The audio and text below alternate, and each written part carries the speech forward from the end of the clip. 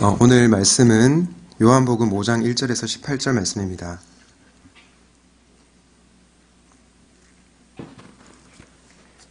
요한복음 5장 1절에서 18절 말씀, 저와 여러분이 한 절씩 교독하겠습니다.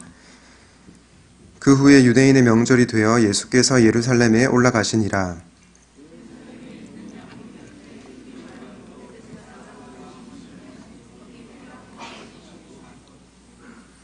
그 안에 많은 병자, 맹인, 다리 저는 사람, 혈기 마른 사람들이 누워 물의 움직임을 기다리니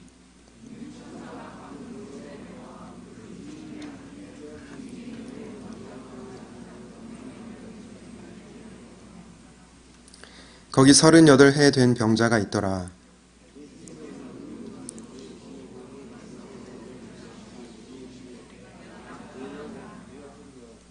병자가 대답하되 주여 물이 움직일 때에 나를 못에 넣어주는 사람이 없어 내가 가는 동안에 다른 사람이 먼저 내려가나이다.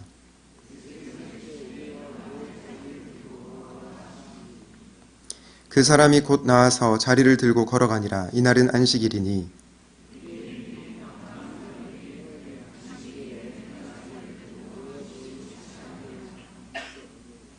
대답하되 나를 낫게 한 그가 자리를 들고 걸어가라 하더라 하니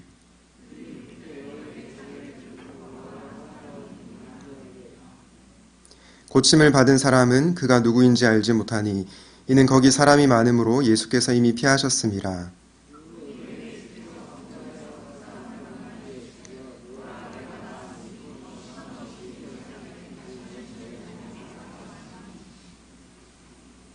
그 사람이 유대인들에게 가서 자기를 고친 이는 예수라 하니라.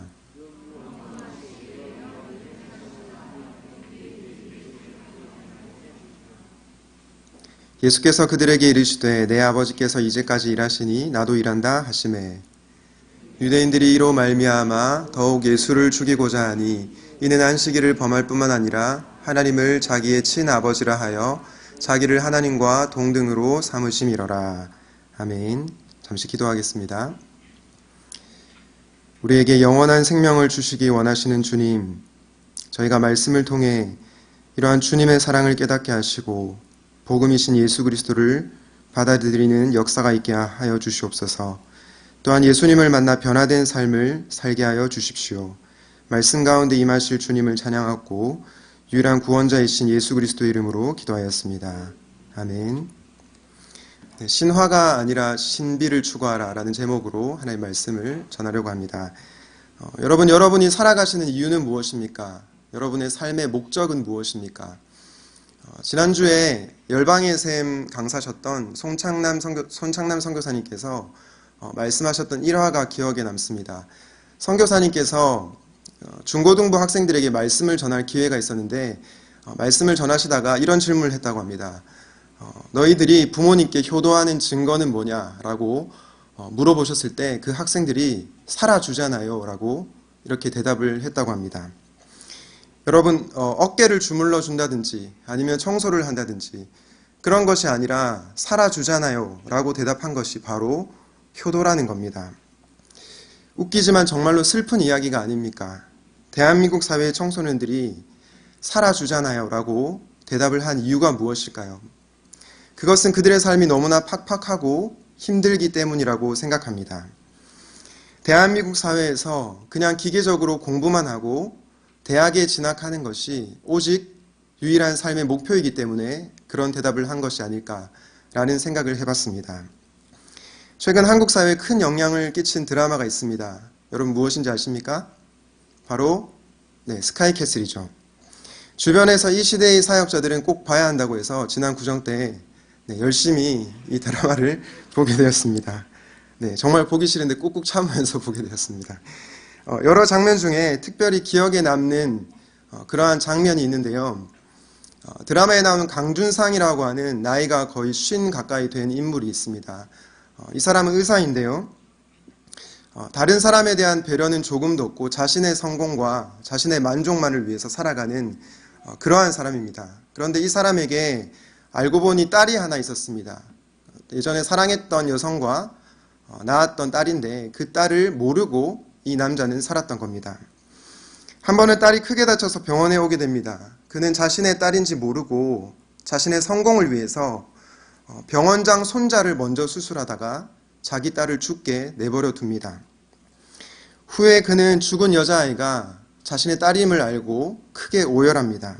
그리고 그는 자신의 어머니에게 찾아가 이렇게 얘기합니다. 내가 어머니께서 원하시는 대로 의사가 되었고 성공을 했지만 어떻게 살아야 될지 모르겠다. 도대체 왜 사는지 모르겠다고 그렇게 울부짖는 장면이 나옵니다. 여러분, 그는 내일 모레 쉼이 됨에도 불구하고 왜 어떻게 사는지를 몰랐을까요? 모든 사람들이 부러워하는 돈과 사회적 지위를 갖고 있었지만 왜 이런 삶을 살게 된 것일까요? 그런데 여러분, 저는 이것이 드라마에 나오는 그러한 이야기만은 아니라고 생각합니다. 제가 예전에 기독교 대학교 안에 있는 한 교회에서 사역을 한 적이 있는데 당시에 만났던 신학과 1학년 친구가 있습니다. 그 친구에게 너는 왜 신학교에 왔니? 신학과에 왜 진학했니? 라고 물었습니다. 그때 그 친구가 부모님이 가라고 해서 왔다라고 대답을 하더라고요. 부모님께서 신학과에 가게 되면 적어도 먹고 산다. 그리고 직업을 가질 수 있기 때문에 신학과에 왔다고 대답을 했습니다. 이 친구 역시 자기가 왜 사는지 모르고 부모님의 결정에 따라 살아가는 인생이었던 겁니다. 하나님께서 주신 소명을 발견하지 못하고 부모님에게 이끌려 살아가는 그의 인생이었던 것입니다. 여러분, 그렇다면 우리는 어떻습니까? 여러분은 어떤 목적과 가치를 가지고 살아가고 계십니까? 저는 우리가 아무런 의미와 아무런 목적 없이 살지 않기를 바랍니다. 그러기 위해서 우리는 예수님을 만나야 합니다. 왜냐하면 우리가 오직 예수 그리스도를 만날 때 우리의 인생에 목적이 생기기 때문입니다. 그리고 주 예수님을 만나면 무엇을 지향하며 살아야 할지 가치가 생기기 때문입니다. 이곳에 계신 모든 분들이 우리 주 예수 그리스도를 만남으로 다른 인생을 살아가는 그러한 축복을 경험하시기를 바랍니다. 오늘 본문에 보면 유대인의 명절이 되어서 예수님께서 예루살렘으로 올라가십니다. 본문의 명절이 어떤 날이라고 정확히 기록하고 있지 않기 때문에 이 명절이 어떤 날인지 우리는 정확히 알 수 없습니다. 그런데 여러분이 알다시피 명절은 축제 기간이죠. 축제는 모두가 즐거워하고 모두가 기뻐하는 날입니다. 그런데 이 축제의 기간의 배경이 되는 공간이 바로 베데스다라고 하는 공간입니다. 이 베데스다라고 하는 뜻이 무엇일까요? 이것은 자비의 집이라고 하는 뜻을 가지고 있습니다. 명절이라는 축제의 상황에 자비의 집 베데스다가 등장합니다. 그런데 이 베데스다 주변에 있던 사람들은 누구이며 그들은 무엇을 하고 있었습니까? 우리 요한복음 5장 3절과 4절을 다시 한번 보겠습니다. 그 안에 많은 병자, 맹인, 다리 저는 사람, 혈기 마른 사람들이 누워 물의 움직임을 기다리니 이는 천사가 가끔 못에 내려와 물을 움직이게 하는데 움직인 후에 먼저 들어가는 자는 어떤 병에 걸렸든지 낫게 되밀어라. 여러분, 축제의 현장에 어떤 자들이 등장합니까? 장애인 그리고 병든 자들이 등장하고 있습니다. 이들은 명절이라고 하는 축제의 현장에서 소외된 자들이었고 기쁨의 잔치에서 배제된 그러한 자들이었습니다. 명절이 되어서 많은 사람들이 기뻐하고 즐거워했지만 이들은 그 기쁨을 누릴 수가 없었던 겁니다. 그런데 이들이 무엇을 기다리고 있습니까? 물의 움직임을 기다리고 있다고 얘기합니다. 왜냐하면 천사가 내려와서 못에 물을 이렇게 젓는데 그 물에 먼저 들어가는 자가 낫게 된다는 신화를 그들이 믿고 있었기 때문입니다. 이런 장애인들 중에 요한복음의 저자는 한 사람을 주목합니다. 그 사람은 바로 38년 된 병자입니다. 여러분, 몇 해 된 병자라고요? 1년도 아니고 2년도 아니고 10년도 아닙니다. 무려 38년 된 병자입니다. 여러분, 이 사람의 처지가 상상이 되십니까? 38년 동안 병으로 고통을 받은 인물입니다. 여러분, 우리에게 해결되지 않는 문제가 있으면 어떻게 합니까? 처음에는 그 문제를 해결하려고 노력을 합니다. 그런데 시간이 지날수록 문제가 해결되지 않을 때 우리는 좌절하고 절망하게 됩니다. 포기하게 됩니다. 체념하고 살아갑니다. 아마 이 38년 된 병자도 그러한 마음이지 않았을까요? 병이 걸리고 나서 한 해가 지나고 나서는 어쩌면 내 병이 나을지 모른다. 그런 희망을 가지고 살았을 수 있습니다. 그런데 5년이 지나고 10년이 지나고 38년이 지나도 병이 낫지를 않자 그는 포기하고 체념하며 살았을 것입니다. 그런데 여러분, 이 병자에게는 그의 개인적 장애, 그의 개인적 병뿐만 아니라 다른 또 어려움이 있었습니다. 우리 요한복음 5장 7절 말씀을 같이 한번 읽어보겠습니다. 시작. 병자가 대답하되 주여 물이 움직일 때에 나를 못에 넣어주는 사람이 없어 내가 가는 동안에 다른 사람이 먼저 내려가나이다. 여러분, 38년 된 병자가 직면한 또 다른 어려움이 무엇입니까? 아무도 이 병자를 도와주지 않았다는 것입니다. 단 한 사람도 그를 물에 넣어주는 사람이 없었습니다. 개인적 문제뿐만 아니라 사회 구조적인 문제가 있었다는 것입니다. 자신을 도와줄 사람이 단 한 사람도 없을 정도로 이 베데스다 모세 공동체는 굉장히 냉정했습니다. 아마도 베데스다 연못 주변에 몸이 불편한 자들은 눈을 시퍼렇게 뜨고 천사가 내려오는 것만을 주목하고 있었을 것입니다. 그리고 자신이 먼저 그 물에 들어가려고 벼르고 있었을 것입니다. 내가 먼저 병이 나아야 돼라고 외치며 다른 사람들을 밀치며 나아갔을 것입니다. 여러분, 이 베데스다 못은 어떤 공간입니까? 무자비의 공간, 자비가 전혀 없는 공간입니다. 내가 먼저 앞서야 돼, 내가 먼저 치유받아야 돼 라고 말하며 다른 사람들을 밀치는 경쟁의 자리였습니다. 베데스다 못의 사람들은 서로를 어떻게 대했을까요? 서로가 서로를 얼굴을 가진 인격체로 대하지 않고 경쟁자로 대했을 것입니다. 여러분, 그런데 베데스다의 뜻이 무엇이었습니까? 베데스다는 자비의 집이란 뜻이었습니다. 그런데 역설적이게도 이 자비의 집에 자비가 전혀 없는 것입니다. 무한 경쟁이 이 베데스다에서 이루어지고 있었기 때문입니다. 이처럼 38년 된 병자는 자신의 병뿐만 아니라 공동체의 이 문제로 인해서 더 깊은 절망감과 나락에 떨어져 있었을 것입니다. 여러분은 혹시 이 38년 된 병자처럼 개인적으로 혹은 사회 구조적으로 어떠한 고통을 겪고 계십니까? 저는 고등학교 시절에 명문대학에 진학하는 것이 목표였습니다. 그래서 오로지 공부만을 추구하며 살았습니다. 특별한 비전이나 목적이 없이 유일하게 대학에 가는 것이 삶의 목표였던 겁니다. 그리고 옆에 친구들은 동료가 아니라 경쟁자였습니다. 당시 학창시절을 떠올려 보면 너무나 많은 학생들이 그렇게 공부를 했던 것 같습니다. 여러분, 어쩌다가 우리는 이러한 삶을 살게 된 것일까요? 그 이유는 우리의 개인적인 야망과 이 시대가 요구하는 가치가 맞물렸기 때문이라고 생각을 합니다.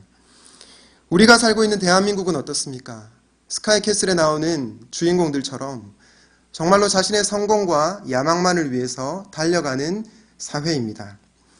많은 사람들이 그냥 명문대학에 진학하면 된다고 얘기합니다. 대기업에 들어가 돈만 많이 벌면 된다라고 가르칩니다. 이웃의 고통에는 무관심한 채 오로지 자신의 성공만을 위해서 살아가는 사회가 이 사회인 것입니다. 그래서 우리는 어느새 다른 사람을 짓밟고 우리 자신의 성공만을 위해 살아가는 괴물이 되어버린 것입니다. 너무나 슬픈 사실은요, 오늘날 한국교회에서도 이렇게 가르치는 교회가 있다는 것입니다. 너희들이 명문대학에 진학해야만 하나님께 영광을 돌리는 것이다. 너희들이 고지에 올라야만 하나님의 축복을 받은 것이다 라고 가르치는 교회가 있다는 것입니다. 그리고 이 기준에 도달하지 못하면 마치 실패자처럼, 신앙이 없는 자처럼 여기기도 합니다. 전북대학교의 신방과 신문방송학과 교수인 강준만 교수는 이런 신앙을 바로 능력주의 이데올로기라고 표현을 했습니다. 능력주의의 슬로건은 무엇입니까? 억울하면 출세해라 입니다. 물론 이것은 승자들이 만든 슬로건입니다. 이들은 이렇게 말합니다. 우리가 이긴 것은 우리가 잘나서이고 너희가 실패한 것은 너희가 무능할 뿐이다. 그러므로 너희는 너희의 처지에 만족하며 살아라. 그리고 억울하면 출세해라. 이렇게 외치는 것입니다. 그런데 여러분들도 잘 아시다시피 개천에서 용난다 이 말은 지나간 말이 되어버리지 않았습니까? 오늘날 능력은 주로 학력과 학벌에 의해서 결정이 되는데 고학력과 좋은 학력은 바로 좋은 학벌은 부모님의 경제력과 깊은 연관성이 있습니다. 돈을 많이 버는 부모가 자녀를 소위 명문대학교에 보내고 또 이 자녀들은 부를 축적하게 됩니다. 아무리 열심히 노력해도 개천에서 용이 날 수 없는 그러한 시대를 우리가 살아가고 있는 것입니다. 그래서 많은 부모들이 부자가 되려고 하고 또 자식들에게 오직 성공만을 추구하며 살아라고 외치는 것입니다. 여러분, 그런데 이렇게 세상적인 능력을 갖추면 행복할까요? 결코 그렇지는 않은 것 같습니다. 몇 년 전에 7억 원을 가진 한 남자가 자신의 아내와 두 딸을 살해하고 자신까지 목숨을 끊으려 한 사건이 있었습니다. 그런데 이 남자는 명문사립대 경영학과를 나와서 외국계 IT 기업에 들어간 상무까지 일한 굉장히 커리어를 가지고 있고 또 탁월한 그러한 사람이었습니다. 그는 실직 후에 서초동 아파트를 담보로 5억 원을 대출받았고 매월 400만 원씩 아내에게 생활비를 보냈습니다. 그리고 나머지 돈으로는 주식 투자를 했는데 이 주식 투자를 하다가 3억 원에 가까운 돈을 잃게 되었습니다. 그리고 그것이 너무나 괴로워서 아내와 두 딸을 죽이고 자신도 죽으려고 했던 겁니다. 여러분, 그런데 놀라운 사실은 이 사람이 3억 원을 잃고도 무려 7억 원에 가까운 돈이 그의 수중에 있었다는 겁니다. 왜 이 남자는 7억 원이라는 돈이 있었음에도 불구하고 이런 극단적인 선택을 했을까요? 한 분석가는 이 사람이 이런 행동을 한 것이 바로 지위 불안이라고 얘기합니다. 지위가 누락될까봐, 지위가 떨어질까봐 불안했던 것이죠. 그리고 돈이 그의 영혼을 궁극적으로 만족시켜줄 수 없었기 때문입니다. 돈으로 채워지지 않는 근원적인 불안감이 그에게 있었던 것입니다. 우리는 이 이야기가 드라마의 이야기가 아니라 바로 우리 주변의 이야기라는 것을 기억해야 합니다. 여러분, 이처럼 학벌이, 돈이, 그리고 성공이 우리를 행복하게 해줄 것이라는 것은 신화입니다. 실제가 아니라 신화라는 거죠. 여러분은 어떤 신화에 사로잡혀 살아가고 계십니까? 학벌의 신화에 사로잡혀 있습니까? 성공의 신화에 사로잡혀 있습니까? 이 신화가 우리를 행복하게 해줄 것 같지만 결코 우리를 행복하게 해주지 못하는 것입니다. 그러므로 교회는 세상의 1% 안에 드는 것만이 유일한 축복이다, 이런 말을 해서는 안 됩니다. 경쟁에서 이겨서 1등하는 자들만이 하나님의 축복을 받았다는 거짓말을 해서는 안 되는 것입니다. 여러분, 이 세상에 너무나 많은 사람들이 진실을 숨기기 위해 돈, 명예, 외모, 학벌이라는 가면을 쓰죠. 그리고 자신을 속이고 살아갑니다. 사랑하는 청년 여러분, 그리고 장년 성도 여러분, 우리를 현혹하는 이 신화에 속지 마시기를 부탁드립니다. 그리고 그것에 참된 행복이 있다는 사실에 넘어가지 않기를 부탁드립니다. 여러분이 그런 신화의 마음을 빼앗기고 그것을 추구하다 보면 우리의 영혼은 어느새 피폐해져 있을 것입니다.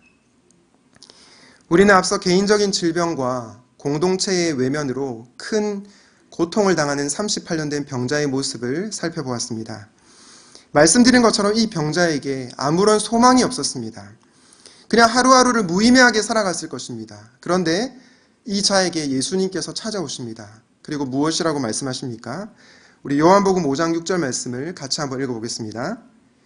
예수께서 그 누운 것을 보시고 병이 벌써 오래된 줄 아시고 이르시되 네가 낫고자 하느냐. 예수님께서 이 병자의 병이 벌써 오래된 줄 아셨다고 얘기합니다. 이 말은 무슨 말입니까? 예수님께서 병자의 모든 것을 아시는 전지하신 하나님이라는 말씀입니다. 그리고 예수님이 이렇게 말씀하십니다.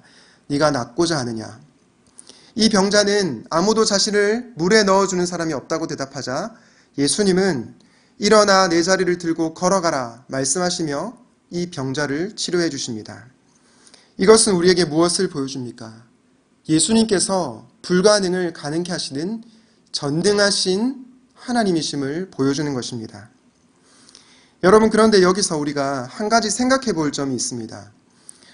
왜 예수님은 아픈 사람에게 가서 너는 낫고자 하느냐라고 하는 당연한 질문을 하고 있는 것일까요? 너무나 뻔한 질문을 하시는 것일까요? 여러분, 제가 우리 아픈 청년이나 혹은 아픈 성도님 중에 고통을 당하는 성도님이 있어 그 사람을 신방 갔다고 가정해 봅시다. 그런데 제가 그분에게 당신은 병이 낫기를 원하십니까? 이렇게 물어보면 그 사람이 어떻게 대답하겠습니까? 좀 이상하게 생각할 것입니다. 이상한 눈으로 저를 쳐다볼 것이 아니겠습니까?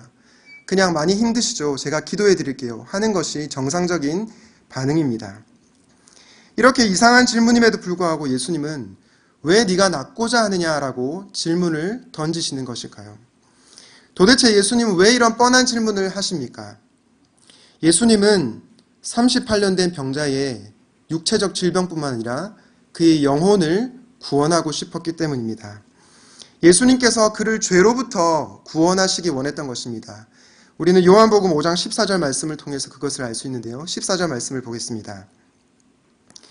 그 후에 예수께서 성전에서 그 사람을 만나 이르시되 보라 내가 나았으니 더 심한 것이 생기지 않게 다시는 죄를 범하지 말라 하시니. 예수님께서 38년 된 병자의 병을 치료해 주시고 더 심한 것이 생기지 않게 죄를 짓지 말라 말씀하십니다. 여러분, 여기서 더 심한 것은 무엇입니까? 우리는 5장 29절 말씀을 통해서 이에 대한 힌트를 발견할 수 있는데요. 29절 말씀을 보겠습니다. 선한 일을 행한 자는 생명의 부활로, 악한 일을 행한 자는 심판의 부활로 나오리라. 여러분, 우리는 이 말씀을 통해서 더 심한 것이 무엇인지 알 수 있습니다.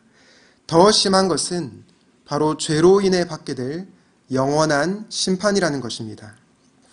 무슨 뜻입니까? 아무리 이 병자가 병이 낫는다고 해도, 몸이 건강해진다 하더라도 예수님이 누구신지 모른다면, 그리고 예수님 안에 거하고 살지 않는다면 그는 영원한 심판을 받게 된다는 것입니다. 예수님은 38년 된 병자가 단지 병을 치료할 뿐만 아니라 그의 영혼까지 구원받기를 원했던 것입니다. 그래서 다시는 죄를 범하지 말라고 당부하십니다. 그런데 오늘 15절 말씀에 보면 이 병자는 유대인들에게 가서 자기를 고친 이가 예수라고 고발합니다. 예수님이라고 일러 바치는 장면을 볼 수 있습니다. 여러분, 왜 그랬을까요? 예수님께서 주신 영적 해방보다 유대인들에게 자신의 목숨이 위협을 받을까봐 두려웠던 겁니다. 예수님께서 주시는 영생보다 자신의 육체적 목숨이 더 소중했던 것입니다. 결국 이 고발로 유대인들은 예수님을 박해하게 됩니다. 여러분, 유대인들은 왜 예수님을 박해했습니까? 단순히 병자를 치유했기 때문이 아닙니다. 바로 안식일에 병자를 치유했기 때문입니다. 여러분, 유대인들은 율법 외에도 여러 가지 규정을 또 만들어서 지켰는데요. 지난번에 말씀드린 적이 있는데 234가지 정도 되는 조항을 만들어서 이 규정을 지키며 살았습니다. 그 조항이 어떤 것이냐면 바느질, 빵 굽는 일, 물건을 한 곳에서 다른 곳으로 옮기는 이러한 여러 가지 잡다한 일들을 규정으로 세워놓고 이 규정을 지키며 살게끔 했습니다. 이 규정은 사실 사람의 생명을 살리는 규정이 아니라 사람을 숨막히게 하는 규정이었습니다. 이런 유대인들에게 예수님께서 요한복음 5장 17절에서 이렇게 말씀하십니다. 예수께서 이르시되 내 아버지께서 이제까지 일하시니 나도 일한다 하시매. 여러분, 안식일에 예수님께서 내 아버지께서 일하시니 나도 일한다, 이 말은 무슨 뜻일까요? 1차적으로 이것은 예수님께서 하나님과 동등하신 분이라는 것을 의미합니다. 2차적으로 이 의미는 안식이라고 하는 것이 단순히 쉬는 것만을 의미하지 않음을 알 수 있습니다. 물론 우리가 생업을 중단하고 쉬는 것이 안식 맞습니다. 그런데 이것은 안식의 소극적 의미입니다. 안식의 적극적 의미는 바로 생명을 살리는 데 있습니다.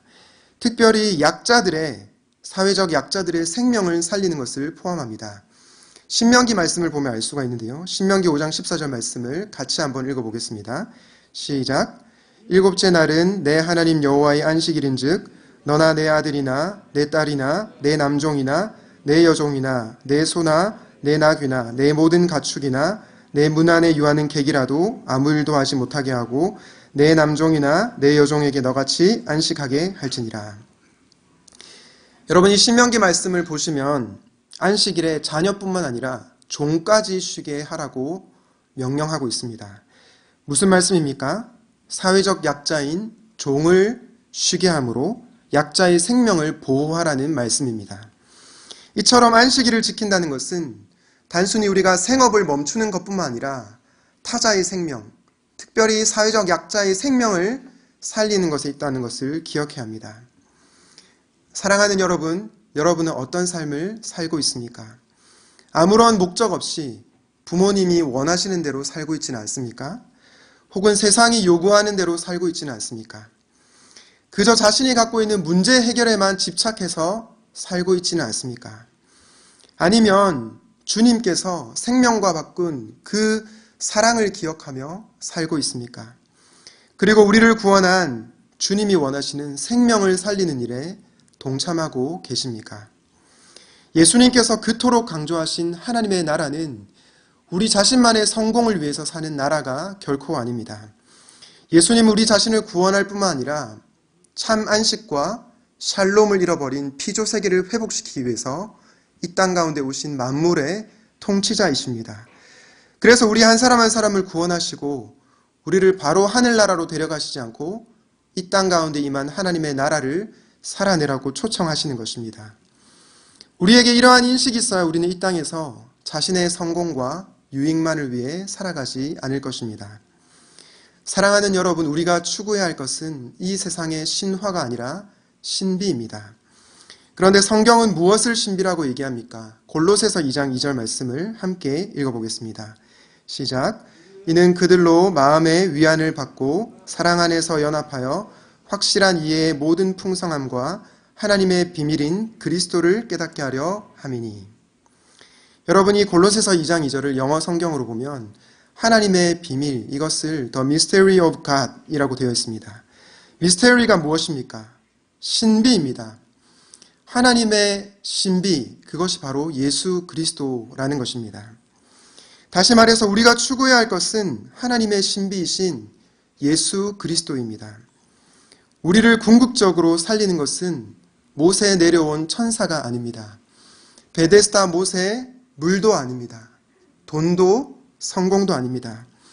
오직 예수님만이 우리에게 영원한 생명을 주시며 우리를 궁극적으로 행복하게 하실 수 있는 유일한 분이십니다. 우리가 이분 안에 거할 때 우리는 참 행복을 누릴 수 있는 것입니다. 나아가 그분을 만나 깊이 교제할 때 하나님 나라의 가치인 생명을 살리는 일에 우리가 동참할 수 있는 것입니다. 오늘날의 이 세상은 베데스다 못처럼 물이 동할 때 빨리 들어가는 사람만이 살아남는 승자 독식 사회가 되어버렸습니다. 이런 세상 가운데 예수님은 참 생명을 주시고 너희만 위해서 살라고 말씀하시지 않기 위해서 이 땅 가운데 오셨습니다.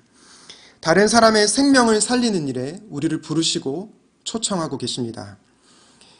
여러분들 잘 아시는 장기려 박사님은 영양실조에 걸린 환자에게 이 환자에게는 닭 2마리를 살 수 있는 돈을 내주시오라고 하는 처방전을 썼습니다. 또한 한국 최초의 민간의료보험조합을 설립하기도 했습니다. 당시에 담배 한 갑이 100원이던 시절에 1인당 조합비는 고작 60원에 불과했습니다. 가난한 자들을 구조적으로 돕기 위해서 노력을 했던 것입니다. 장기려 박사님은 돈과 성공을 위해서 살아갈 수 있는 직업을 가졌지만 자신을 위해 살지 않고 타자를 위해서 살았습니다.